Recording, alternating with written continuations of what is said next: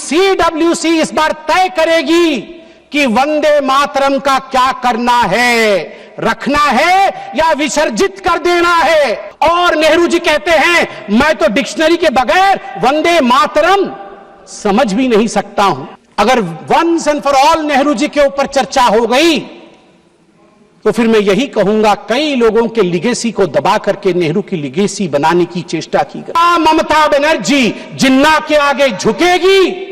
मैं पूछता हूं दुर्गा के आगे झुकना है या जिन्ना के आगे झुकना है? जब से भारत आजाद हुआ है पहली बार वंदे मातरम का उत्सव सदन में बन रहा है, क्योंकि जब शताब्दी वर्ष हुआ था, आज सुबह भी माननीय प्रधानमंत्री जी ने बताया कि उस समय आपातकाल की स्थिति थी, भारतवर्ष, भारत माता जंजीरों में जकड़ी हुई थी और इमरजेंसी चल रहा था। और उसके बाद 2006 में यूपीए 1 ने एक बार प्रयास किया था, मगर वह गलत डेट में प्रयास किया था वंदे मातरम को उत्सव के रूप में मनाने का।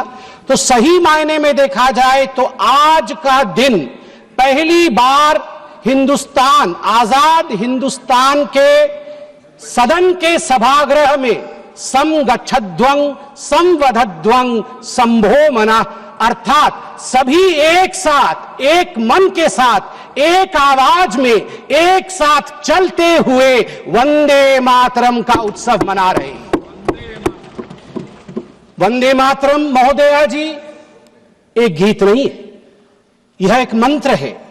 कई बार दो शब्द होते हैं जो पर्यायवाची लगते हैं मगर पर्यायवाची नहीं होते, उनका अर्थ अलग होता है। जैसे कि देश और राष्ट्र, देश और राष्ट्र में भिन्नता है, पार्थक्यता है। जो देश है वही राष्ट्र नहीं है। देश की सीमाएं होती है, देश में मंत्री होते हैं, देश में विभाग होता है, देश में नदियां होती है, देश में समुद्र होता है, देश का एक वित्त होता है, देश की अर्थ नीति होती है, देश की रक्षा नीति होती है, मगर राष्ट्र, राष्ट्र आत्मा होता है। राष्ट्र की सीमाएं नहीं होती, राष्ट्र विचार में रहता है, राष्ट्र का स्पंदन होता है। उदाहरण के लिए यदि देश कहा जाए तो गंगा मात्र एक नदी है, एक नदी जिसका एक उद्गम स्थल है और जहां जाके वो समाहित सागर में हो जाती है, गंगा सागर में। उसमें कितना पानी है, उसमें बायोडायवर्सिटी क्या है, यह सब चर्चा की जा सकती है देश के अंतर्गत। मगर जैसे ही हम कहते हैं भारतवर्ष एक राष्ट्र है, तत्क्षणात उसी समय गंगा नदी नहीं रहती, गंगा मां का रूप धारण कर लेती है, वो गंगा मैया हो जाती है।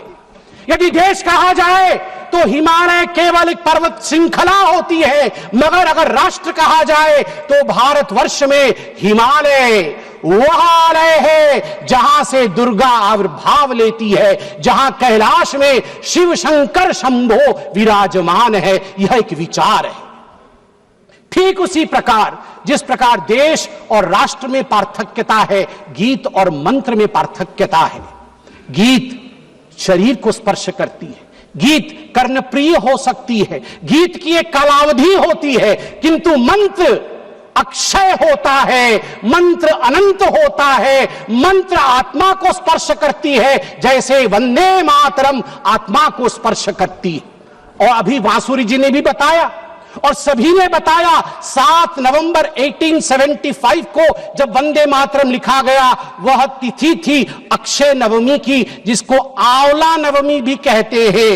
और ये कार्तिक पूर्णिमा से कुछ दिन पहले यह जो विशेष दिन है, यह वंदे मातरम को अक्षय बनाता है। मैं आनंद मठ जिस पुस्तक में, जिस उपन्यास में वंदे मातरम निहित है, उसे पढ़ा हूं। मैं उसका वह एक पन्ना पढ़ना चाहता हूं मूल स्वरूप में जहां वंदे मातरम लिखा गया है। मैं बंगाली में ही पढ़ूंगा इसे मूल स्वरूप में। महेंद्र बोलील ए तो देश ए तो मा नई, भवानंद बोलील আমরা অন্য মা মানি না, জননী জন্মভূমিশ্চ স্বর্গাদপি গড়িয়েছে।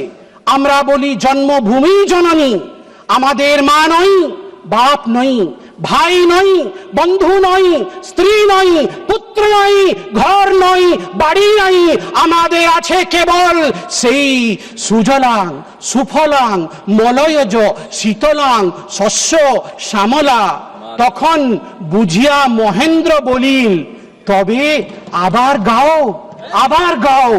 महेंद्र ने समझ लिया और उन्हें कहा, अच्छा भवानंद, फिर से एक बार गा के मुझे सुनाओ। भवानंद आबार गाइल, सुजलां सुफलां मलयज शीतलां शस्य श्यामलां मातरं Vande Mataram. This is the way it was sung for the first time in Desh Rag in आनंद मठ। आनंद मठ में ये इस पंक्ति में कहते हैं भवानंद कि हमारी पत्नी नहीं है, हमारा पुत्र नहीं है, कोई हमारी माता नहीं है, कोई हमारा पिता नहीं है, मेरा घर नहीं है, मेरा कोई संसार नहीं है, मेरी एक ही जननी है, वह है वंदे मातरम सुजलांग सुफलांग। भारत मां ही तो मेरी मां है। और मुझे दुख के साथ कहना पड़ रहा है, आज हम उस पर चर्चा कर रहे हैं, उस पर आज हम चिंता कर रहे हैं। मैं आज जो तुष्टीकरण की राजनीति के विषय में बात हुई, यहां कुछ संसद के सदस्यों ने विषय को रखा और उसे तोड़ने मरोड़ने की भी कोशिश की गई। कहा गया कि सुभाष चंद्र बोस जी ने चिट्ठी लिखा था जवाहरलाल नेहरू जी को, जिसके आधार पर नेहरू जी ने स्पष्टीकरण दिया था। मैं कहना चाहूंगा कि सुभाष चंद्र बोस जी ने चिट्ठी नेहरू जी को इसलिए लिखा था क्योंकि CWC कांग्रेस वर्किंग कमेटी की जो मीटिंग कलकत्ता में अक्टूबर 1937 में होने वाली थी 26 तारीख को, उससे पहले 9 अक्टूबर को उसका एजेंडा आया था। एजेंडे में लिखा हुआ था कि CWC इस बार तय करेगी कि वंदे मातरम का क्या करना है, रखना है या विसर्जित कर देना है। सुभाष चंद्र बोस तड़प उठे थे। तड़पते हुए उन्होंने क्या लिखा था मैं पढ़ना चाहूंगा। मैं ये किताब पढ़ रहा हूं, Vande Mataram the biography of a song, सभ्यसाची भट्टाचार्य। और इस किताब में लिखा है, while writing to you, Subhash Chandra Bose लिख रहे हैं, while writing to you I also plan to write to Jawaharlal ji, ये टैगोर जी को लिख रहे हैं। Discussions are ongoing in the Congress circles on the subject of Vande Mataram. On 26th October 1937, Congress Working Committee at their meeting in Calcutta will address the issue. Perhaps the committee will decide to discard the song. I do not know your opinion in this matter, and that is why I write to you. In Bengal and among Hindu outside of Bengal, great excitement has been caused, and I write to you to know what you feel. ये सुभाष जी ने लिखा। अब मैं यहां पे उद्धृत करूंगा पंडित नेहरू ने क्या क्या कहा है वंदे मातरम के लिए। यह सब कुछ इस किताब में है, ऑन रिकॉर्ड मैं पढ़ रहा हूं। Nehru had only recently read the novel Anand Math only 6 days before the working committee meeting. केवल 6 दिन पहले उन्होंने आनंद मठ आनंद फानन में पढ़ लिया। उसके बाद नेहरू ने चिट्ठी लिखा। Nehru rights on 20th October 1937, quote, I have managed to get an English translation of Anand Math, and I am reading it at present to get the background of the song. It does seem that this background is likely to irritate the Muslims. I do not understand it without the help of a dictionary. आप चिंता करिए, नेहरू देश के प्रथम प्रधानमंत्री आनंद मठ जैसे महान किताब को, बंकिम ऋषि बंकिम के उस महान ग्रंथ को आनंद फानन में 6 दिन पहले पढ़ रहे थे CWC, ताकि वंदे मातरम को विसर्जित करना है या रखना है इसका निर्णय वो ले सके। आप सोच के देखिए ये किस प्रकार की धृष्टता थी भारतवर्ष के साथ। और नेहरू जी कहते हैं मैं तो डिक्शनरी के बगैर वंदे मातरम समझ भी नहीं सकता हूं। LOP का भी वही हाल है, LOP का भी वही हाल है, तभी आज वो नदारत है। बिना डिक्शनरी के ये वंदे मातरम क्या है समझ भी नहीं सकते हैं। धन्यवाद है, धन्यवाद है माननीय प्रधानमंत्री जी का, आज मौका दिया है। कुछ लोग घर में डिक्शनरी पढ़ पढ़ के आके भाषण तो किया है उन्होंने, वरना अभी तक वंदे मातरम का अर्थ भी नहीं समझ में आता। आगे नेहरू जी क्या कहते हैं मैं आपको पढ़ के सुनाऊंगा। नेहरू जी के सब कुछ कहने के बाद कांग्रेस वर्किंग कमेटी की मीटिंग होती है। रिजोल्यूशन मेरे हाथ में है इस किताब में। कांग्रेस वर्किंग कमेटी की जो रिजोल्यूशन है वंदे मातरम को लेके, उसमें बहुत कुछ है, मैं कुछ पोर्शन पढ़ रहा हूं। The other stanzas of the song are little known and hardly ever sung. They contain certain allusions and a religious ideology which may not be in keeping with the ideology of other religious groups in India. The committee recognizes the validity of the objections raised by the Muslim friends to certain parts of the song. While the committee have taken the note of such objections, insofar as it has intrinsic value, the committee wishes to point out that the modern evolution of the use of song as part of national life is of infinitely greater importance. That, मैं आगे पढ़ता हूं इसमें से, taking all things into consideration, therefore, the committee recommended that whether the Vande Mataram is sung at national gatherings, only the first two stanzas should be sung with perfect freedom to organizers to sing any other song of an unobjectionable character. मतलब उनके मन में था कि Vande Mataram objectionable है और organisers के ऊपर छोड़ दिया गया कि आप कोई और गाना भी गा सकते हैं जो कि अनऑब्जेक्शनेबल नहीं है। बार बार आप देखिए नेहरू जी का क्या कहना है। नेहरू जी चिट्ठी लिखते हैं सरदार जाफरी को। Nehru told Sardar Jafri that the song contains too many difficult words which people do not understand and the ideas it contains, मैं रिपीट कर रहा हूं, इसे ध्यान से सुना जाए। नेहरू कह रहे हैं, and the ideas it contains are also out of keeping with the modern notions of nationalism and progress. Vande Mataram में नेहरू कहते हैं जो आइडियाज निहित हैं वो मॉडर्न इंडिया के आइडिया नहीं है, वो मॉडर्न नेशनलिज्म के आइडिया नहीं है। इसलिए मैं चिंता में हूं कि मुझे वंदे मातरम को रखना है या नहीं रखना है। आप सोच कर देखिए, देश के पहले प्रधानमंत्री जिसके विषय में अभी माननीय प्रियंका जी ने भी बहुत कुछ बताया कि once and for all Nehru ji के ऊपर चर्चा हो जाए। अगर once and for all Nehru ji के ऊपर चर्चा हो गई तो फिर मैं यही कहूंगा कई लोगों के लिगेसी को दबा करके नेहरू की लिगेसी बनाने की चेष्टा की गई है। सरदार पटेल की लिगेसी को दबाया गया है, यहां तक दबाया गया कि जब सरदार पटेल की अंतिम संस्कार का समय आया तब नेहरू जी ने मना कर दिया था अपने कैबिनेट के कोलीग को कि कोई भी सरदार पटेल के अंत्येष्टि में ना जाए। इससे खराब और क्या हो सकता है, इससे खराब और क्या हो सकता है।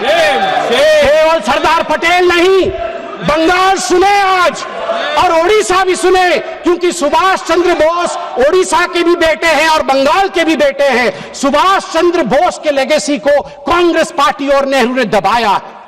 और आज प्रियंका जी ने कहा कि अहंकार हो गया है इन नेताओं में, अहंकार हो गया है जो इतने बड़े बड़े लोगों के लिए ऐसे शब्दों का प्रयोग करते हैं। मैं कहना चाहूंगा आदरणीय प्रियंका जी से, प्रियंका जी, अहंकार किसके पास था, किस सरकार में था? एनसीईआरटी के 2012 के हिस्ट्री की किताब में देखिए, वो जो कार्टून है, जिस कार्टून में एक केंचुए के ऊपर बाबा साहेब अंबेडकर बैठे हुए हैं, केंचुए में लिखा हुआ है कॉन्स्टिट्यूशन ऑफ इंडिया और पीछे हंटर लेके बाबा साहेब को कोड़े मार रहे हैं पंडित जवाहरलाल नेहरू। ये एनसीईआरटी के किताब में नेहरू को बड़ा और बाबा साहेब अंबेडकर को छोटा दिखाने के लिए कांग्रेस पार्टी ने किया था।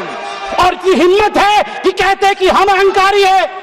बाबा साहेब अंबेडकर को जो कोड़े मारने के कार्टून को एनसीईआरटी की किताब में छाप सकता है, मैं उनसे पूछता हूं कि आप अहंकारी हैं या हम अहंकारी हैं। तीसरा विषय यहां पर मैं रखना चाहूंगा कि आज in a cartoon also you cannot insult Baba Saheb Ambedkar. I'm sorry that you feel that we can insult Baba Saheb Ambedkar. In a cartoon also you cannot. आज मैं कोट करना चाहूंगा श्री अरविंदो को, श्री अरविंदो जी को कोट करना चाहूंगा। महर्षि अरविंद कहते हैं, जब उनसे उनके शिष्य ने पूछा कि कांग्रेस पार्टी ने कई पैराग्राफ हटा दिए, केवल 2 स्टैंजा ही रखा है, दुर्गा नाम था उसमें, सरस्वती जी का वर्णन था, इसलिए हटा दिया गया। तो अरविंदो जी 1939 में झन्ना जाते हैं और अपने शिष्य को कहते हैं, मैं कोट कर रहा हूं, अंग्रेजी में ही कहा था, अंग्रेजी में बोलता हूं। Sir Aurobindo commented but it is not a religious song. It is a national song, and the Durga spoken of is India as the mother. Why should not the Muslims accept it? In the Indian concept of nationality, the Hindu view would naturally be there. If it cannot find a place there, the Hindus may as well be asked to give up their culture in future. उन्होंने कहा कि क्यों जो दुर्गा लिखा गया है वंदे मातरम में, उसमें अगर हिंदू व्यू भी है तो इतना कॉम्प्रोमाइज करके घबराने की क्या बात है? स्वाभाविक है, ये भारतवर्ष है, इस भारतवर्ष में हिंदू व्यू आएगा ही, सनातन का व्यू आएगा ही। क्यों नहीं आए? क्यों नहीं आए? अनादि काल से जो गंगा अविरल बह रही है, जो विचारधारा अविरल बह रही है, उस विचारधारा को हम एपोलोजेटिक होके, हम शर्मिंदा होके खंडित क्यों करें? महात्मा गांधी क्या कहते हैं वो भी सुन लेते हैं। महात्मा गांधी कहते हैं, no matter what its source was and how and when it was composed, it has become a most powerful battle cry among the Hindus and Muslims of Bengal during the partition days. It was anti-imperialistic cry. As a lad, when I knew nothing of Ananda Matha or even Bankim, its immortal author, Vande Mataram, had gripped me, and when I first heard it, sung it, it had enthralled me. I associated the purest national spirit with it. It never occurred to me that it was a Hindu song or meant only for the Hindus. Unfortunately, now we have fallen on evil days. Madam, आप 2 minute लूंगा. Unfortunately, now we have fallen on evil days. त्वं ही दुर्गा दश प्रहरण धारिणी कमला कमल दल विहारिणी वाणी विद्यादायिनी नमामि त्वां नमामि कमलां अमलांग तुलांग सुजलांग सुफलां मातरम वंदे मातरम। बंगाल के मेरे साथी बैठे हैं, अंत में बंगाल के मेरे साथियों से मैं कहना चाहूंगा, अगर मां दुर्गा का नाम लेना सांप्रदायिकता है, बंगाल और उड़ीसा हम सब एक संस्कृति महाप्रभु जगन्नाथ जी को मानने वाले लोग हैं। वीरेंद्र कृष्ण भद्र 100 वर्ष पहले वीरेंद्र कृष्ण भद्र ने महालय का वो आरती गाया है जो हर बंगाली, हर ओडिया महालय के दिन सुबह 5 बजे उठ के सुनता है। उसमें वीरेंद्र कृष्ण भद्र कहते हैं, त्वं स्वाहा त्वं स्वधा त्वं हि वषट्कार स्वरात्मिका स्वधा त्वं शरे नित्ये त्रिधा मात्रामिका स्थिता अर्धमात्रा स्थिता नित्या यानुचर्या विशेषतः त्वमेव संध्या सावित्री त्वं देवी जननी परा। हे मां, तू ही जननी है। क्या बंगाल दुर्गा को जननी कहने से डरेगी? क्या बंगाल की टीएमसी, क्या ममता बनर्जी जिन्ना के आगे झुकेगी? मैं पूछता हूं, दुर्गा के आगे झुकना है या जिन्ना के आगे झुकना है, यह निर्णय टीएमसी करे। बहुत बहुत धन्यवाद। वंदे मातरम।